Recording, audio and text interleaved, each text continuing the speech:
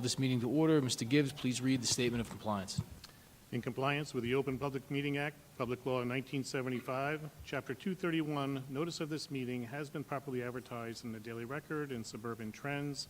Its agenda has been posted at the appropriate locations, and a copy has been filed with the Pequannock Township Clerk. Thank you. Please call the roll. Mr. Bloomer? Here. Mr. Cerisi? Here. Mrs. Esposito?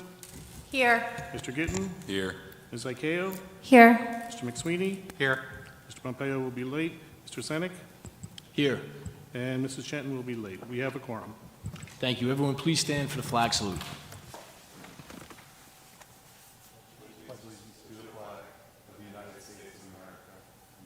Republic, which stands, one nation, under God, indivisible, with liberty and justice for all.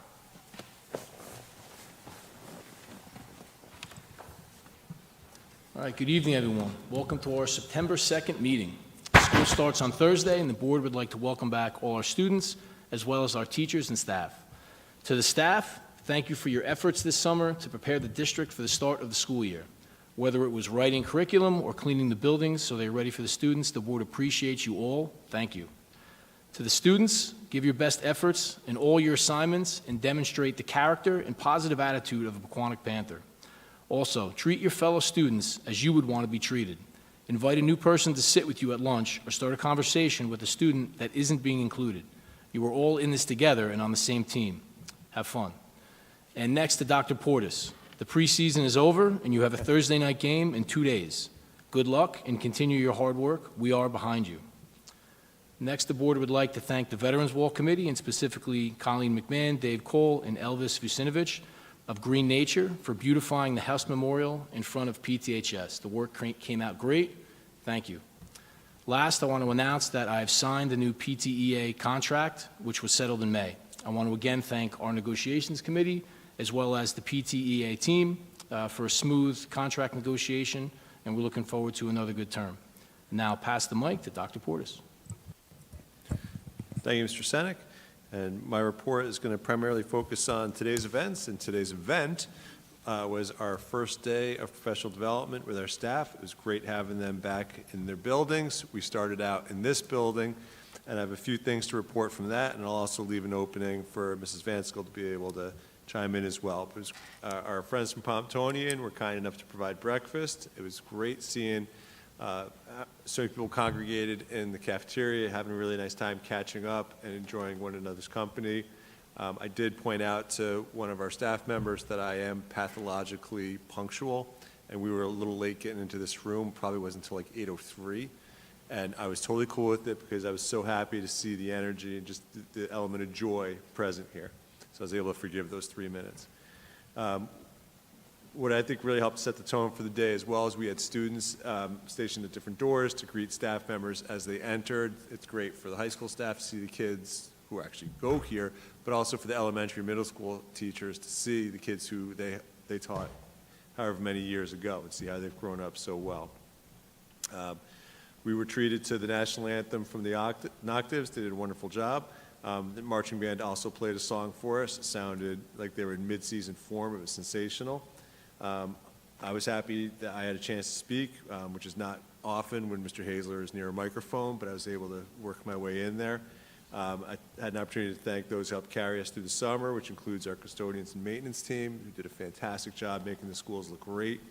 Secretaries and office staff who made sure that schedules were set, that materials were appropriately ordered and designated.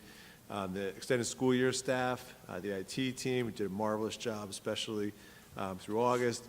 The board office staff, as well as our administrative team. It takes a lot to get the engine back up and running, and we were definitely clicking on all cylinders today. We had an opportunity to welcome our new staff members, and they stood up, they took in some applause. Teachers who were earning tenure, not as many of them stood up, and then the Quarter Century Club, barely any of whom stood up, but they were all proud and happy to be recognized. We also had a very exciting moment through the New Jersey School Board Association Unsung Superhero in Education Program. I'm happy to say that Pequannock is going to be represented again this year at school board workshop. Mr. Brian Boyce is the NJSBA Unsung Superhero in the Education for Security team, and he was very surprised by it, which made it that much more fun. Huge thank you to Dr. Shaleri for really championing the cause and setting up the nomination for that. We had some of our we had 4 members of our senior leadership team speak to the staff today. They did a great job. The Zegler sisters spoke, as did Isabella Carucci and Miriam Kirkazi, and 4 of them had different messages, but they delivered them really well. I was proud to hear them talk about their experiences. I will admit it was a little kind of an emotional moment when the Zegler girls were talking about their first day of kindergarten back 13 years ago, because that was actually my first day as a principal when I made my comeback to the district, so I remembered that day quite vividly. We talked about the Culture Committee, which we're now officially calling the Culture Club, but one of the suggestions was to have an initiative to raffle off for each of the schools that one teacher would get a free class coverage voucher, and we had several administrators volunteer, as well as members of the Culture Committee Club, who are willing to cover classes.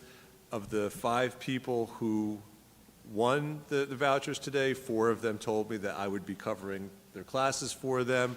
I tried to advise them they're making a grave mistake, especially at the elementary school level, where I do not have a teaching certificate, but the only person who did not, today was actually her first day, so I admire her restraint. But I'm excited for this. People were very excited to have the class coverage, and the certificates are good through June 17th. I did explain to them there's no way I'm covering a class on June 18th. And also I predicted there's going to be a threat of rain and possibly storms at 6 p.m. on June 18th this year. Yep. Yep. And then Mrs. Van Skull provided some C&I updates. That's curriculum instruction. She gave a great idea about, that got me really thinking, what would be your walk-up song? So she played something for the staff as a very inspirational song, but I've been thinking about it quite a bit today. What would be my walk-up song? I don't have a definitive answer just yet, so you'll have to let this suspense hold until our next meeting on the 15th. And before I give Anne-Marie an opportunity to speak, actually, I'll make a couple more points, but the energy in this room was phenomenal.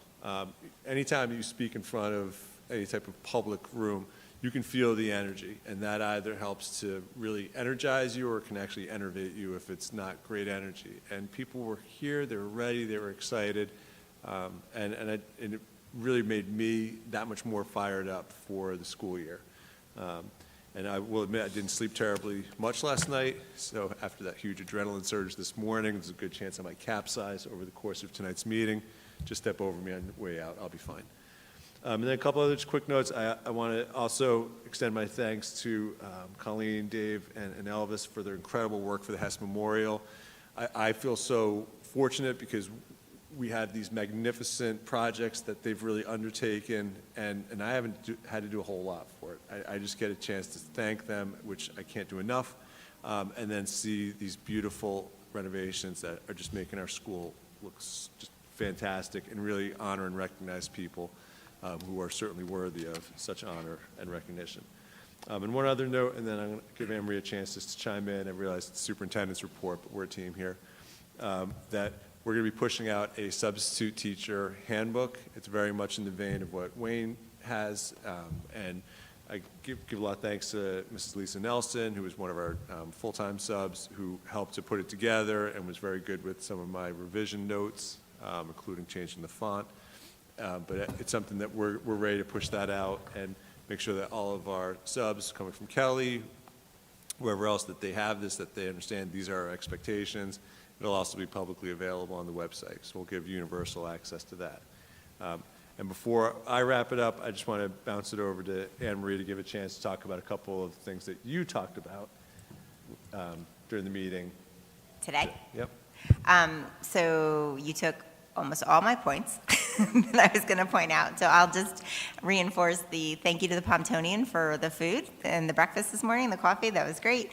And also the custodians and administrative assistants for helping us set up super early this morning, bright and early, 7:30 to make sure it was all ready to go when we walked in the door, as well as the IT team helping me set up for here. I loved seeing the students. The senior class officers did a great job of sharing just their kind of walk from kindergarten to high school and welcoming the staff and telling them how much they mean to them. The Culture and Climate Committee raffle was fun, and yes, they all asked for Dr. Portis, which is great, because that means the rest of us don't have to cover. Just kidding, feel free to ask. And we also gave away T-shirts. We threw out some T-shirts. Apparently, some of the administrative team would like to buy a T-shirt cannon so that they could have it be more exciting, but I think that's out of our budget. So we talked about maybe slingshots, so to make it more fun. I did a whole presentation on curriculum updates, which I'll actually cover in my workshop session. And for the PD Day tomorrow, we have, again, this is part of my other conversation, but I'll just cover it here. We have some workshops on co-teaching with our in-class resource teachers and our gen ed teachers, which I'm excited about because they don't always get a ton of time to plan together. So tomorrow they really have time to think about what it means to be co-teaching, how they can work together. We also will have new line training for the staff at the high school. Everybody has a bunch of new lines, so that's exciting for them. And we have the town health department, Tom Cantasano and Cassidy Dock, coming in to work with our health teachers in the morning to go over resources that the health department's created related to vaping and psychoactive substances. They'd really like us to work with their resources if they can, so the team's going to meet. But it's not just for students, it's also for pushing out information to families and to help parents be aware of the dangers and how easy it is to access these materials. So it was a great day. We got a lot of good feedback from the staff on the relaxation of the day, how we focused on in-house things and gave them a lot of time to collaborate, be with each other, and to get some work done, even though they had department meetings and faculty meetings today, and they're all ready to go. So it's all good. Thank you, Emery. And I was really impressed with just how efficient and organized everything was. Staff members knew what their sequence of events was going to be throughout the day. It was broken down by staff member. That's really a tribute to Mrs. Van Skel's organizational skills and just vision for how the day should go. And I can tell you, as a former teacher, I would have thoroughly appreciated that you were giving people the gift of time. We were able to wrap up even the opening part a little bit quicker today, which put enormous pressure on Mrs. Finnan to be pretty efficient with the PTEA meeting, which I'm sure you were, but we gave people more time to work on their classrooms, to collaborate with one another, to get into the school year without feeling frazzled. So I was very impressed, so I just want to say that publicly, and I'm really excited. So we have one more day, and then Thursday, it's go time. This is year 29, and I got to be honest, it still feels like year 1. So first day is really special. So parents, thank you for sending us your kids. They're awesome, and we look to do great things with them this year. So that wraps it up for me. Mr. Gibbs, you have a report? Yes. Good evening. On tonight's board agenda is the acceptance of $805,849 in extraordinary aid for the 2024-2025 school year. The increase in extraordinary aid will help the 2026-2027 school year for special education needs. On Wednesday, August 20th, PSE&G came to the Pequannock Valley Middle School to replace the gas meter. This was at no cost to the school district. A new exterior door for the Pequannock Valley Middle School Media Center was replaced on August 20th, and the exterior door to the North Boulevard Elementary School Media Center was replaced on Friday, August 21st. The 5-year sprinkler inspection took place the week of August 25th, and all the schools passed inspection. On August 25th, the New Jersey Department of Education approved the revised long-range facility plan for the new board office located at 494 Newark Pompton Turnpike. The perk test for the site has been ordered, but we have not received confirmation as to when that will be done. On Tuesday, August 26th, Mr. Anderson and I inspected all 5 schools for the summer cleaning and painting as scheduled. Projects were completed on time. I want to thank Mr. Anderson and his team for doing a great job. Thank you. Just a comment on that. If you haven't already done so, get the film on those doors, the ones that you just put up, You what? the safety film on the glass doors. You want safety foam on the glass doors? Yes. Yeah, okay. Okay, that brings us to our first opportunity for public comment. Members of the public may speak for a maximum period of 5 minutes by the clock. During this portion of the meeting, the public may speak on any agenda item. And if the member of the public does raise a question, please direct it to the president and state your name and sign in before you begin. All right, seeing no one coming to the mic, we're going to move into the approval of the action items, and up first is PMC. I'm going to ask Ms. Shenton to please move the items under PMC. Yes, I'd like to move PMC 42-26 through PMC 48-26. Second. Question or discussion? I just got one thing. I just want to say congratulations on your retirement to Ms. Finnan. I know we're going to celebrate you probably 16 times before January, but you will be missed. All right, Mr. Gibbs, please call the roll.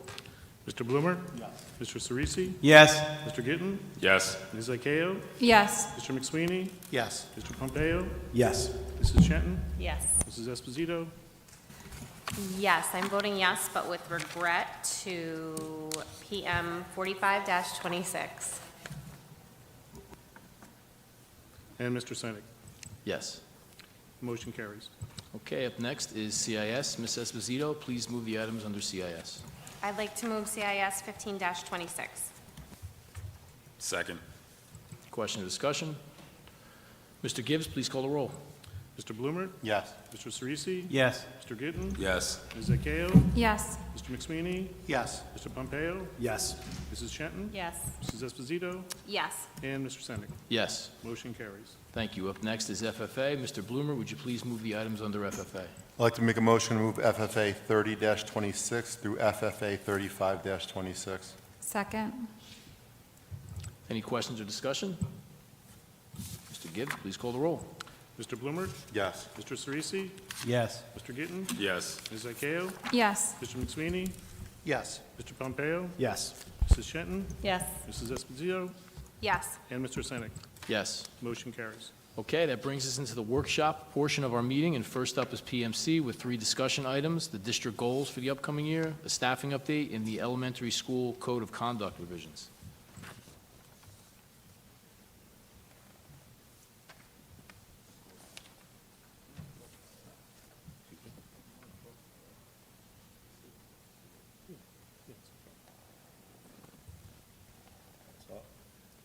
Sorry, dramatic pause was not intentional. So I'm actually going to break sequence a little bit. I'll go number 2, number 3, and then get to number 1. Number 1's a little more involved about the district goals, which are available in backup and will be publicly available after the approval on September 15th. For staffing update, we're going to note we did have to use an agency to fill some of our world language positions. The goal is to get back to being able to fully staff the district with our own teachers for all teaching positions. This is something I've actually been in contact with the association about. I shared some of my frustration that I'd like to see more happening in Trenton from at the state level, not NGA, but at state level, about making teaching more attractive to young people. You don't see teaching represented as favorably as it really should be, as something that young people should pursue. We spend a lot of money advertising on various things, and I'm not questioning the validity of that, but I'd like to see something there. I'd like to see something that can be done to provide affordable housing to early career educators so that they can afford to live in the communities or near the communities where they're employed. I think that could be another inducement. I think loan forgiveness for people who commit to teaching for 5, 7, 8 years, whatever it might be, is another great way to do it. And there is loan forgiveness available if you work in areas that have been designated as greater need, and content areas that are determined to be harder to fill. Why not make that universal? And so there are things that I would like to see take place. I certainly don't have the authority to put these types of things into place, but it's a little bit of a soapbox moment for me there. But You know, they actually do have that in some cities called workforce housing, and some of the jobs that we bid on or workforce housing for like firefighters and policemen, I don't see why they couldn't do it for teachers.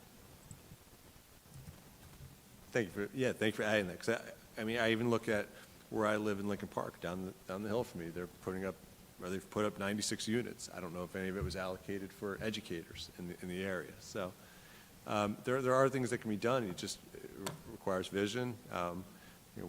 We should have an improved funding model. I'm not saying that's going to happen anytime soon, but I'd like to see some action take place by people who can make these things happen. Sadly, I'm not that person. We also posted for a .4 music position at the high school. This is to help support some larger classes that we have for the band program, as well as hopefully provide some relief for lessons, and maybe give us a chance to also check out anybody who might be looking to audition for a possible full-time gig in the district as a music teacher. So we just posted for that. We already have received several resumes, so we're excited about that.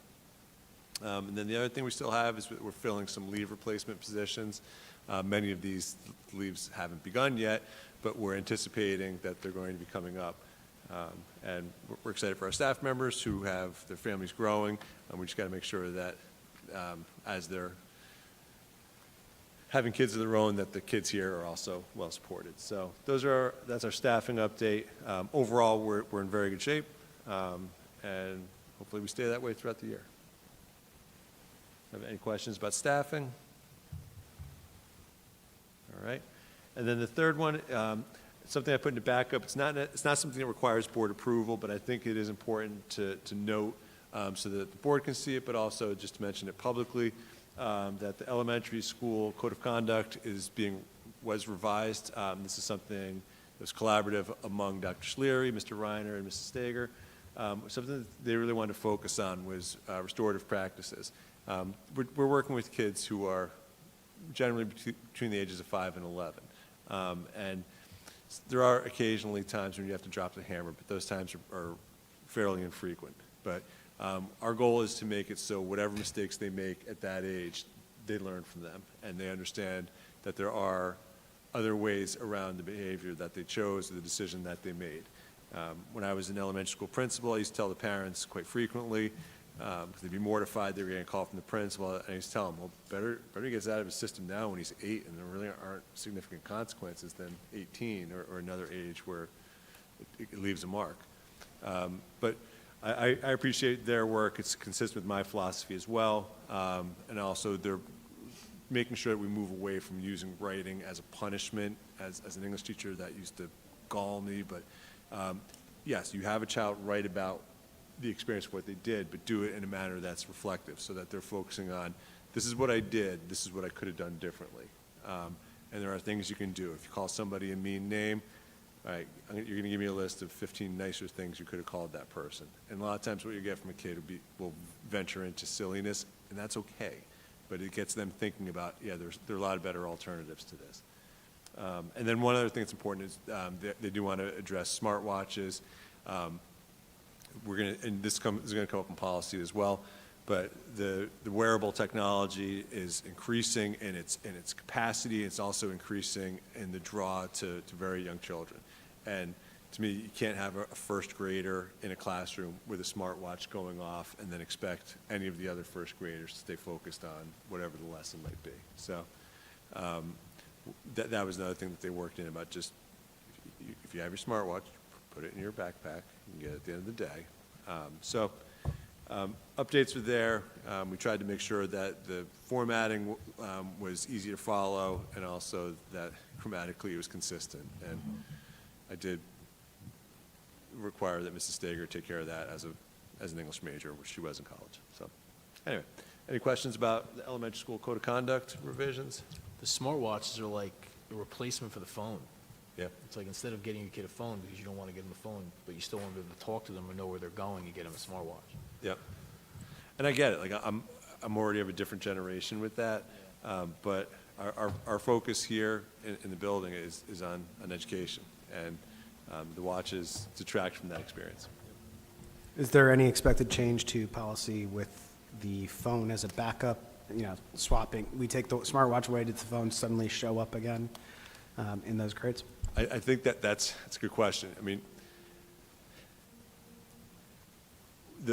our policy is going to, the updates, I'm getting ahead of myself a bit, but the policy is going to reflect what our actual practice is, and that is, you have it, it goes in your bag, it stays in your bag. You don't have, it's elementaries particularly. But we know that, there's a great line, I think it was, it might have been W.B. Du Bois, the harder you push down on a man, the harder he pushes up to resist you. And so we know, like, if families feel like we're pushing down on it, there's going to be some type of resistance back up. I think it was Booker T. Washington. But, again, our focus here is providing optimal learning conditions in an educational environment for our kids. And something that detracts from it, we're not going to allow it. So we'll see how it goes. One last question, sorry for this. Just No. was with my nieces recently, go to school in New York City. They were introduced to the pouches for their phones this year. Any thought of at least introducing the pouches for elementary school, for the watches and whatnot, so the kids don't lose, because that's a big thing too, right? Like, I don't want Johnny to lose his watch. Put everything in a pouch that can be then turned off. Yeah, we did look at the pouches. I was in contact with a group called Smart Social, and they were pretty aggressively trying to market them. I suspect the price of those is going to go down as they become a bit more commonplace. But right now we don't really have a need for them. Where I was really looking for them was at the high school, and you put it in the pouch, seal it up, and then if you want to take your phone out, it's that very loud Velcro sound, or you can make it just fully locked. We've looked at it. We didn't feel like we had a need for it. Like, even the high school policy right now, kids are able to have their phones in the hallway between classes, as well as during the lunch block. And do we have kids who are putting a burner phone or an old iPod in the shoehorn or shoe rack? The shoehorn's different. Shoe rack thing. Yeah, but we're just pleased that you see it in the hall. It's like, hey, it's not supposed to be out here. If they're in the hall during class time, because sometimes a kid gets text, meet me in the bathroom. Something that's helped a lot with that as well is the Smart Pass system, and I don't know, I'm veering off into different territory. We have data on that, and it's really interesting how many attempted meetups have been blocked, because teachers are able to identify, as are the administrators, students who should not be in the hallway together. So if you've identified that student A and student B are usually up to no good when they're in the hall together, or they're too frequently there, you can make it so that they can't get a pass at the same time. Student A gets the Smart Pass, student B can't get it until student A reports back to class and checks back in. So,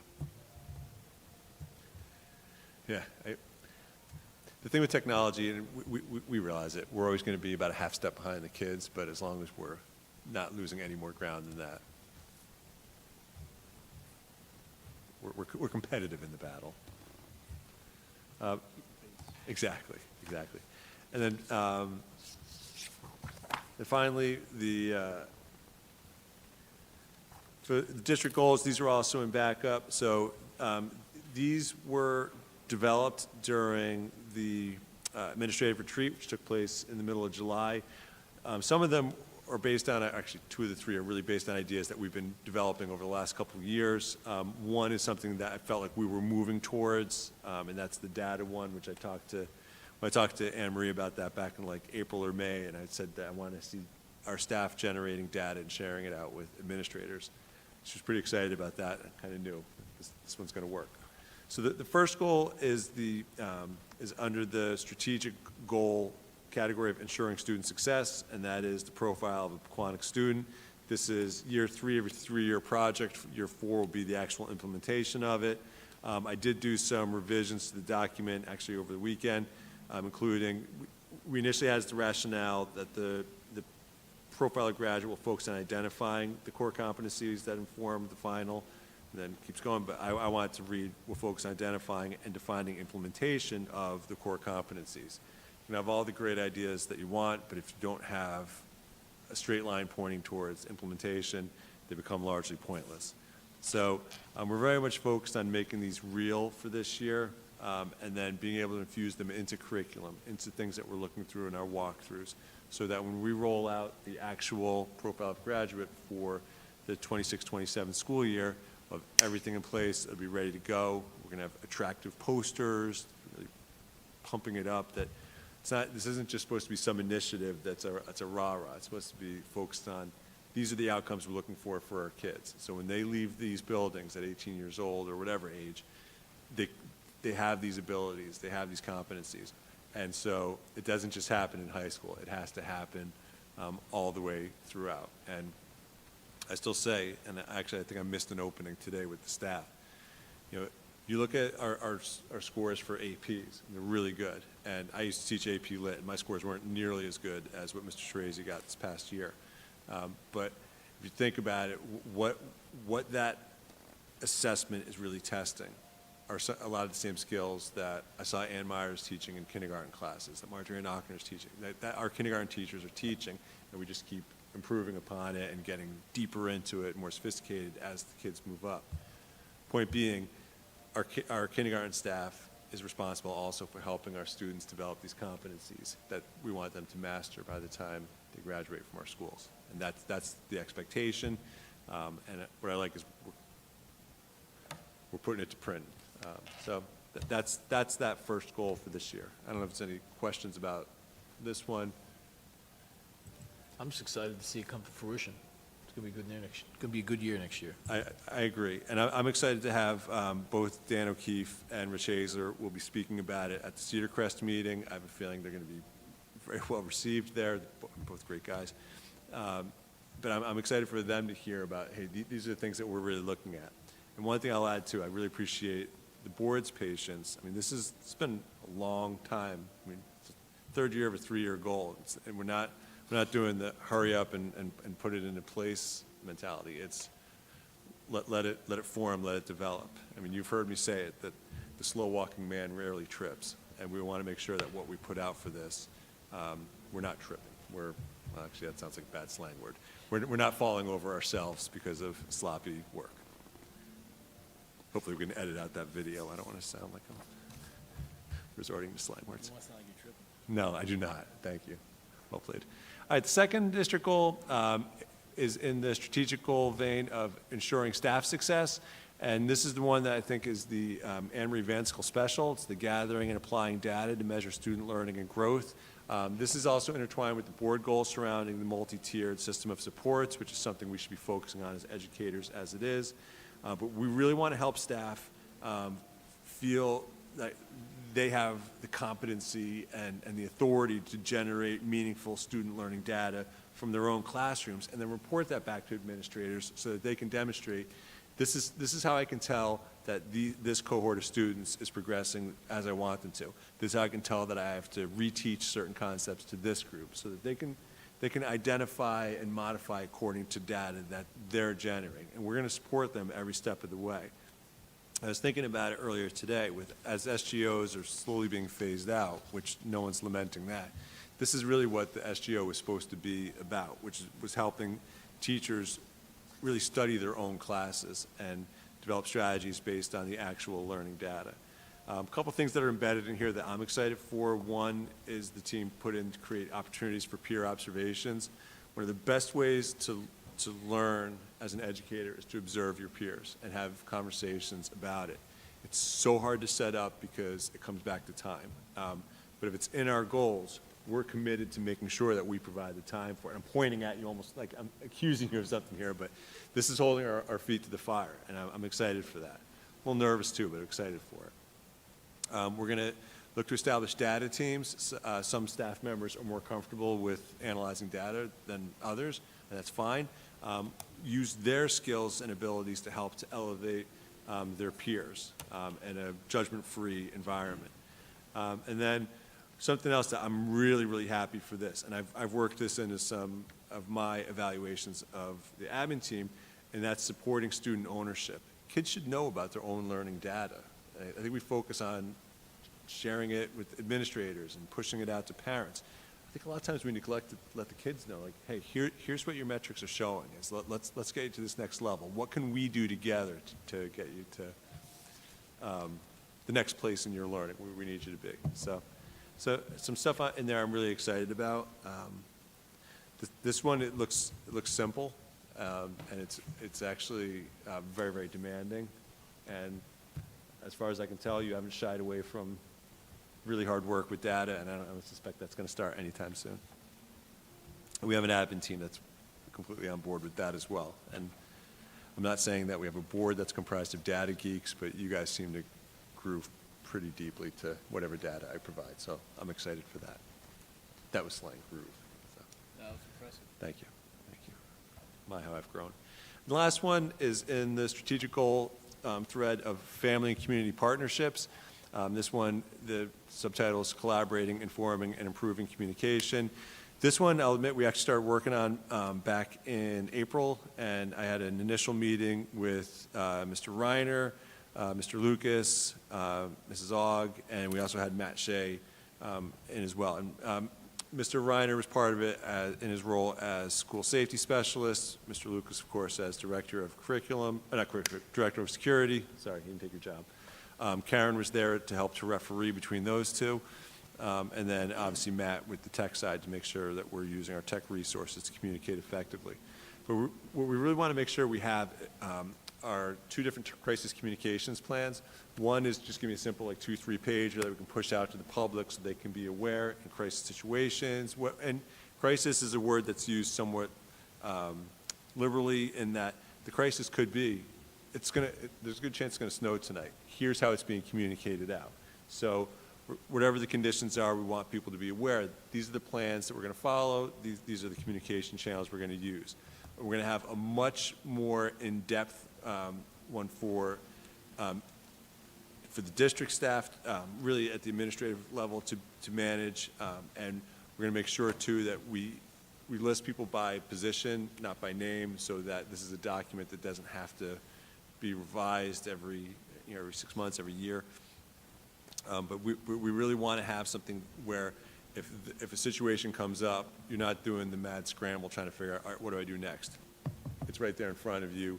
And in some cases, we're going to have laminated sheets as well for certain evacuation type events where you might have to go outside and it's raining. Okay, well, if you have a laminated sheet, it outlines what you're supposed to do. It'll be right there. So this one, the crisis communication plan, I thought it was going to be pretty simple. And we're talking to Matt and Ron about it. It became a lot more complicated, but in a really good way. Because Ron had this list of 43 different possible situations. We did not go with the volcano plan, which actually was one of the recommendations, but we are working on our tornado plan, which we actually had to use once in 2013. The tornado didn't touch down. We also are going to have an official communication plan. This one we might be able to consolidate into one. I don't know if we need the separate ones to have the public-facing one as well as the internal one. But this more or less says, this is how we communicate with the public. These are the channels that we use. This is the type of information that we convey. And I think we have a lot of this figured out, but we just haven't put it to paper. We haven't memorialized it necessarily. Something that I integrated too was to develop brand identity guidelines. I have a feeling that Mr. Cerisi will love this one. And I linked in, Villanova has something about this. I don't know if you guys have heard, it's an outstanding institution in Pennsylvania. Pope went there. Anyway, but it says these are the acceptable logos for our school. These are the acceptable colors for our school. This is the font that we use. It's really quite good. They get into forms of address for people. We're not going to get that deep into it. But I like the idea of this is how the Pequannock brand will be marketed. This is the Panther logo. This is the Panther P that should appear on documents. And we've talked a lot about building the brand, and I think we've done so. I'd like to see the brand marketing also integrated into the 2026 strategic planning. I'd like to see our mission statement be revised to something that's memorable. If I were to ask anyone on our staff if they could recite the mission statement, I'm quite certain, I'm not a gambler, but I'm quite certain that no one could do it. I know I certainly can't. It's not memorable. We need to improve that. And I hope this doesn't sound heretical, but I think we need to have our own district logo We currently use for the high school and for the district, the seal that's actually the town's seal. No one's ever called us on it, but that's not the district, it's the township. So I'd love to see us have something that's specific to the district. But that's for the strategic planning 2026. But I want to use this goal to help plant the seeds for that. Sam, is having a uniform color code for the logo and font something you could get behind?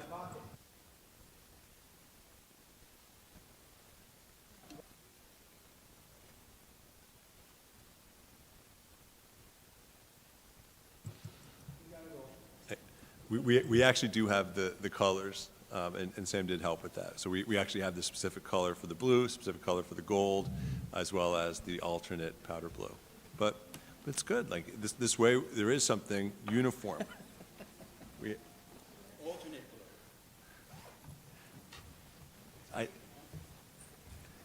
It works. But yeah, but I think it was a great thing. When we went to having all 5 schools being blue and gold, all 5 schools being Panthers, it's a really good thing. So let's keep building on that. Then a couple other quick things from the district goals, and then I'll wrap it up. We're going to do a social media review, look at whatever analytics we can get to see what is really working. I know Instagram's very popular. I'm not really comfortable with it on a personal level, but this has nothing to do with my personal preferences. It has everything to do with our target audience. We actually have kids managing a lot of our Instagram work, and they do a great job with it. We're also going to look at our website. Could our website be more efficient? Could it be more effective? Matt's already spoken with a couple vendors about that, so we want to do a review. And the website's good. It's just I'd like to see it be even better and integrated with an app, possibly even integrated with our messaging system. As it is right now, we have Final Site is that houses our website, and then separate from that, we have School Messenger, which is what I use to push out my messages as well as what the principals use. There are ways you can get that integrated into one, and it can also be integrated with the apps. So we're looking to be more effective and efficient with that, and we've had a couple vendors make us, at least one in particular, make really compelling offers. And then we're going to keep communicating the value of attendance. When we do the school performance report, well, the data report in October, and that's really going to be Anne Marie's show, but a lot of it does come back to attendance, and our attendance numbers have improved across all 5 schools, which I'm excited to see. And this is Attendance Awareness Month, so it's good to be able to mention that yet again. And then in the latter parts of the goals, you see a lot of things that are carryovers, keeping up with the Parent University webinars. I like having people in person for the Parent Universities. It's not always easy to get out for them. So I like that we not only provide the live stream, but we also provide recordings. We're going to keep promoting the academies, and to keep recognizing volunteers too. We have a community that's really involved, and that's something you don't ever want to take for granted. When people feel appreciated, they tend to want to keep working with you and for you, and that's something we want to continue to develop. But so just to summarize it all, the district goals are meant to continue the strategic planning that took place back in 2021. You don't want to have goals all over the map. We really do want them all to be integrated together. So what you did as a board back in February, pushing out the board goals, those align with the strategic plan. These need to align with it as well. And we're trying to keep logical threads year to year. I will say, when I was a principal, I felt like we would do this goal, and there's a terminal point June 30th, and then we went on to something else. And sometimes that can drift into the bright, shiny object syndrome, and we really want to avoid that. We want to be intentional, and we want things to build on themselves. So ideally it works. Hopefully they read well. Any feedback you guys want to provide, you'll have obviously the opportunity to do so, and we'll look to get these approved on the 15th. All right, anybody have any comments? All right, Dr. Portis, thanks for that overview. Next up is CIS, and 3 items under CIS: curriculum updates, the opening PD days and the PD plan for this coming year, and the Freedom to Read Act update. Thank you. So some of these are just going to squish together a little bit, the first 2, actually the third one as well, so I'll just kind of run through them. So we gave a broad curriculum update overview to the staff today. So a few things we mentioned is all the curriculum that we have gotten approved over the last 2 board meetings. I think I have a couple more possibly for the next one. But between math, social studies, science, reading, writing, in AP classes and some other high school courses, a lot of work was done this summer, so I really want to thank the teachers and the supervisors and everyone that helped pull that all together. So that was fabulous. Another update is the requirement for the K-3 universal screening for early literacy skills. That starts now. We have, sorry, lost my train of thought. All students in K-3 need to be screened for literacy. We'll use DIBBLS, which is the Dynamic Indicator for Basic Early Literacy Skills Screener. It's a really short assessment, takes, depending upon the grade level, it could be 2 minutes to 5 minutes, and gives us a lot of really good data about the student's phonological awareness, letter naming fluency, different skills that we really need that are foundational to reading. It's possible to have a student who is reading, but yet they're missing some phonological skills that they really need for the upper grades. So this is a great screener. We'll be providing, this goes into some of the PD plan. At our half-day PDs this year, we have a consultant company coming in to provide additional training and support to our staff on analyzing that data, really using it for instruction, and one important component of this is that parents need to be informed of the results of the screeners within 30 days of the screening, at least twice a year. We screen 3 times a year, so we'll probably be doing that 3 times, but that will be something that's new. And we're going to be offering a parent night. We're trying to arrange a date now in late September, early October. Hopefully our 3 reading specialists will be there to help us run it, to give parents information about these reports and the process and the screener, so that when they get the results, they understand what they're looking at, and when they have conversations with the teachers, everybody is on the same page, understanding what the data tells us and what it doesn't tell us. It doesn't really identify disabilities or anything like that. It just kind of tells us where there are some gaps that we need to work on, or where there are strengths. So that will be a good thing. Is it possible to have that recorded? Have what? Have that recorded? Recorded? The parent university? I will let them know. Sure. I was just going to say, I think that would be incredibly helpful. And then I think when the scores go out, to reference the recording and point people to it. Because I know as a parent myself, when I had really little kids and I wasn't doing any of this, I had no idea what anything meant. And so you get it and you're like, is this good? Is this bad? And I'm calling my teacher friends to try and get them to explain it to me. So I think that would be an incredible resource, especially to parents with, the younger kids coming through.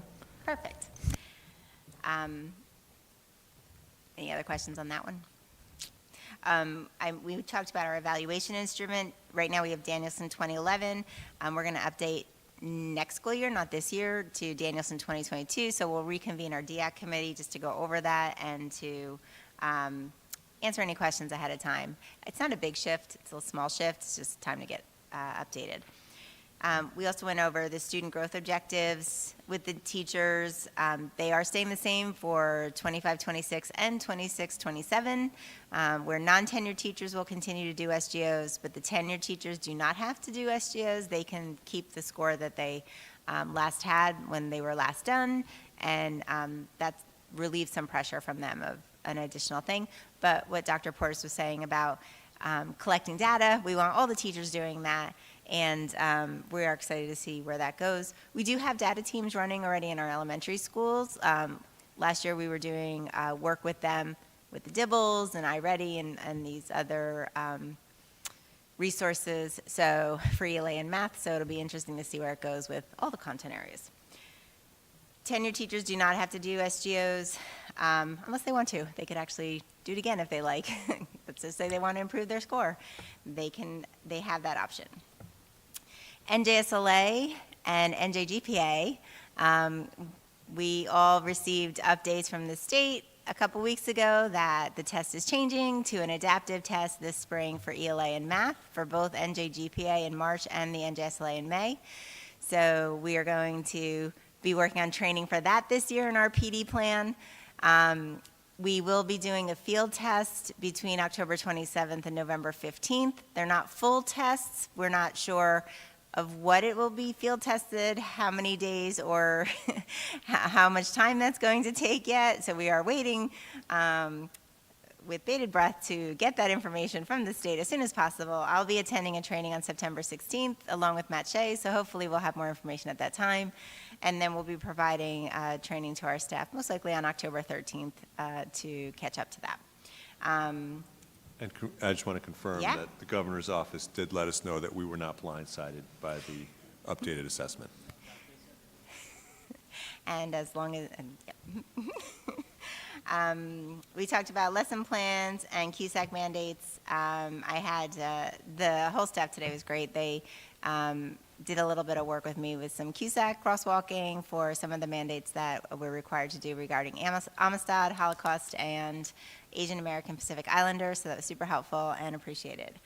Another thing that we met today and we'll be meeting tomorrow, the Freedom to Read Act, I'm just going to go right into that because that also is curriculum update. And basically, we have policies in place for any type of challenges to materials. It's just an update that we're going to follow.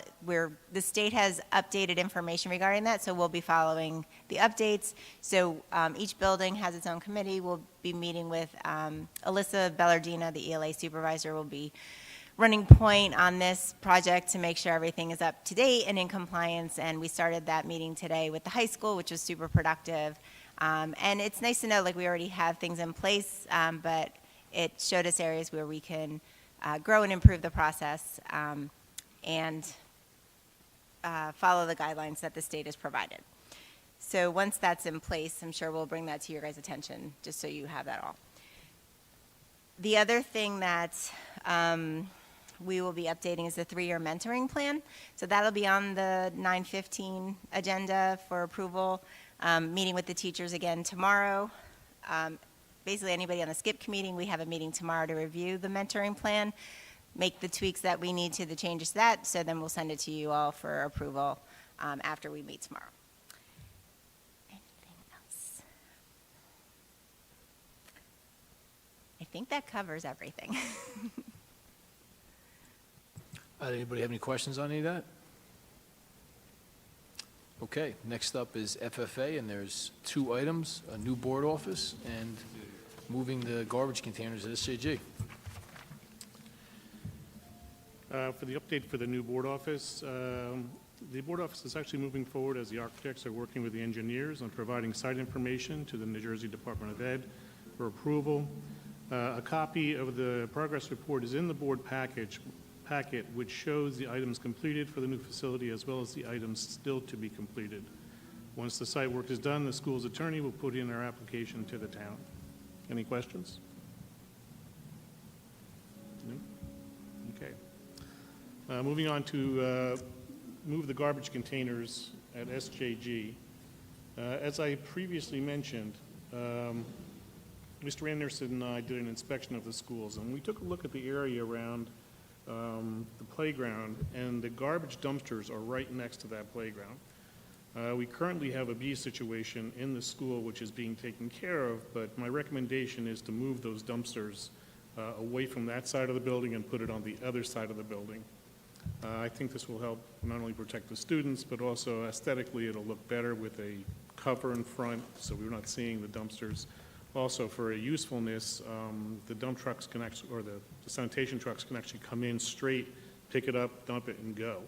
The way it is right now, they have to pull them out and then turn them and then go up, down, put them back, and there's no gate. So you're just seeing dumpsters. So it's a suggestion. If the board is okay with it, we'll go to the next step, which is getting quotes on getting it done, and then obviously you have to board approve it.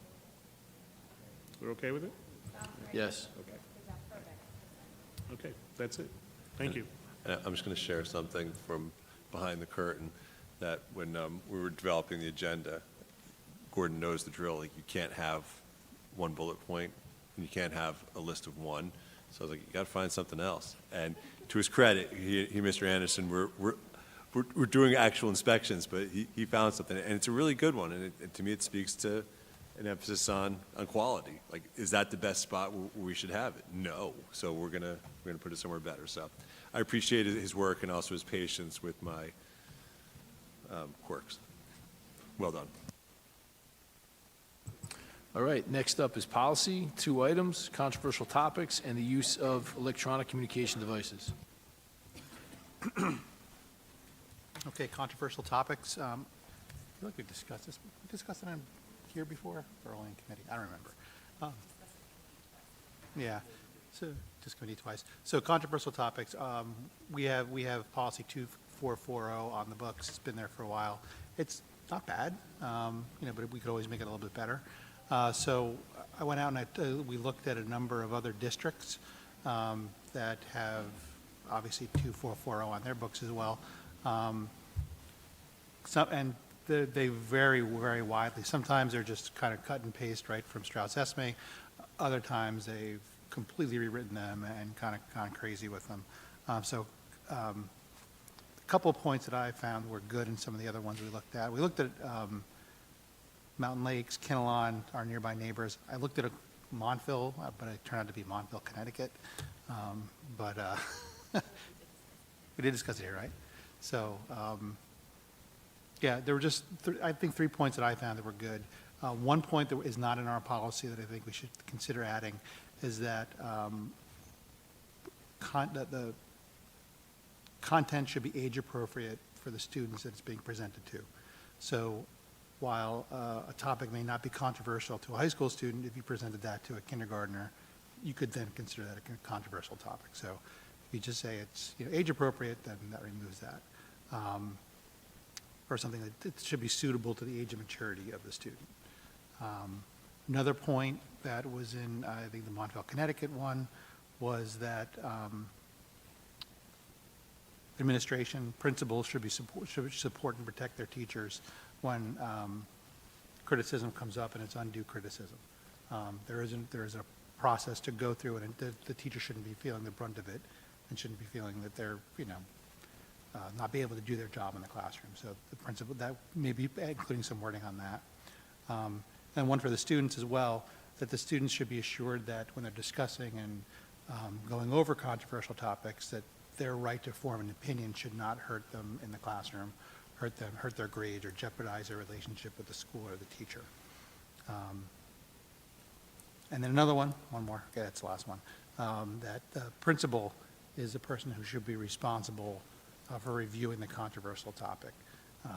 Some schools have it as the superintendent, but I think it should be the principal. Obviously, the principal will let the CSA know this is happening, but we should include that in ours as well. Yeah, I remember when we went over this, I don't remember when it was, a couple months maybe, but I thought the Montville, Connecticut one was very, very detailed, and like you said, a lot of good ideas in there. Yeah. I was fooled by Montville, Connecticut. It's something we talked about in the committee, is having the board work on a draft for this and then send it my way, and I'll give you feedback, a little bit of a reversal from me working on stuff and sending it to you. I'm very interested in seeing it. I know obviously you guys put thought into it, you've done a lot of research, and you're coming at it from a different angle from me, so I think that'll enrich the quality of what we have. And like you said, it doesn't need a massive change, but I think the language should be more precise. Yeah, when you look at the other districts, there are things like, oh yeah, that makes sense. Yep. Yeah. Yep. All right. You want me to take 5516? Yeah, that's fine. Yeah, so this is one that we got from Strauss back in December. I think we actually reviewed that packet in January. But it had an update to the 5516 use of electronic communication and recording devices. It's now become just use of electronic communication devices. But we applied the logic that the state was going to be making changes to the requirements and expectations surrounding how we regulate cell phone use. And what we got was nothing terribly specific, which I'm actually more than okay with. What the state gave us was more or less an umbrella of a philosophical position on moderating cell phone use and being mindful of the inherent dangers of social media use and excessive screen time. And they left it up to local authority to be able to determine how best to form not only the policy, but perhaps more relevantly, the regulation. So something that we talked about was to work on implementing or integrating our existing practice, which is memorialized in student handbooks, and making that line up with what's in the regulation. So in other words, I'll take care of the revisions for that. And I have some recommendations from some of the admin team members about things that they'd like to see. I have an admin meeting coming up with them, probably after the 17th, but nevertheless, but I'll discuss this with them. So this one might be a little bit of a slower train moving out of the station, but we'll have something solid in place that's workable, that is also current, and we're aware it's probably going to end up having to change every 2-3 years, just as technologies emerge.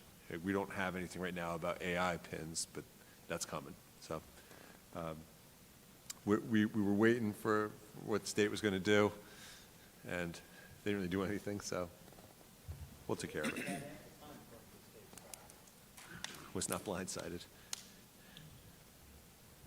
Anybody else have something on policy? So it's not here, but I do want to let the rest of the policy committee know I am working on a draft we talked about at our meeting last week. I know I said I'd get everyone by the weekend. I didn't. You'll have it by the end of this week. So it's still being worked on. I didn't forget. Thank you. And then, and also just a logistical thing. In our committee, we discussed the July policy alert from Strauss Esme. It's a really bland series of policy updates. It's just nothing exciting in it, really. But it's just a matter of Karen being able to get to it to just start to format it to our needs. We couldn't get it done for this meeting, so we'll wait on it, but there's nothing urgent or pressing. The only new required one is about sunscreen, and really the only thing there is that we don't want kids applying their own sunscreen in school because they might use aerosol cans, and that could be problematic. So yeah, we'll have that one. If it's not ready in time for the September 15th meeting, it'll be ready for the October 7th. All right, thank you. That brings us to our second opportunity for public comment. Members of the public may speak once for a maximum period of 5 minutes by the clock during this portion of the meeting. They can speak on any topic they like during their 5 minutes, and if they do want to raise a question, direct it to the board president and state your name and sign in before we begin. All right, seeing no one coming to the mic, I'm going to close public comment and move on to unfinished business. Is there any board member with unfinished business? Any new business? Any board member that would like to make an announcement? I would just like to say to everyone, staff, have a great year, an enjoyable, fun, productive year. Woohoo! Go Panthers, go Golden Panthers. Anybody else?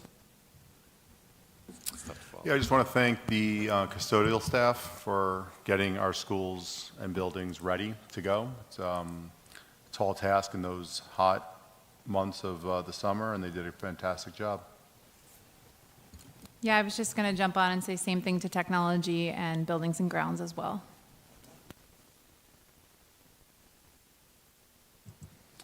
Okay, we do not have reason to go into executive session tonight, so we will adjourn. Our next meeting will be September 15th up at Cedar Crest. I invite everyone to go up and attend that meeting. It's always one of the best meetings of the year, and we look forward to seeing you all. Is there a motion to adjourn? Motion to adjourn. Second. All in favor? Anybody opposed? Good night, everybody.